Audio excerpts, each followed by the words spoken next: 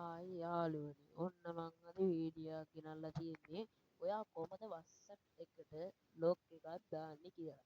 WhatsApp එකට log දාන්න ආස ඇති ඉන්නවා. WhatsApp එකට ලොග් දාන්න පුළුවන්. WhatsApp එකේ ඉන්න අය නම් ලොග් දාන්න පුළුවන්. chat log කෙනෙක්.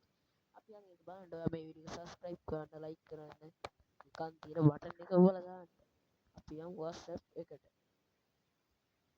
WhatsApp ගියාට පස්සේ හරිද ඔයාලට මෙන්න මේවා අකිල රමේෂ් කියන එක මගේ එකම පෙන්නන්නේ මගේ එකම මම ඒකට දාලා පෙන්නන්නම්.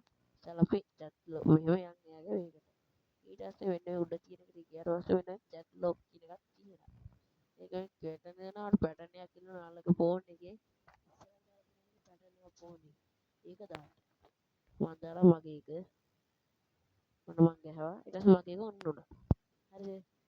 දැන් ඊට පස්සේ ඔයා මෙතන කැන්සල් වෙන ගමන් ඔයා පෙන්නන්නේ මොකද මේ chat log කියන එක තියෙනවා නේද?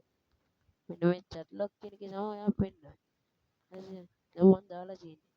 මං ඊට පස්සේ කොහොමද මුළු ෆෝන් මේ WhatsApp එකටම log ටික දාන්නේ. ඔයා යන්න setting වලට setting වල මේ about කියන එකට යන්න. ඔයාගේ account එක. ඒකට කියලා ඔය to st කියන එකට යන්න. ඒක ඊට පස්සේ වෙන charge පින් කියව ගත්තා තියෙනවා. ඒකට කැමති එක දෙනවා. මම දෙන දෙකියවම ආයෙත් දෙකියවම හරි. ඔන්න මගේ එක හරි. දැන් මගේ එකට වැටලා තියෙනවා. හරිද?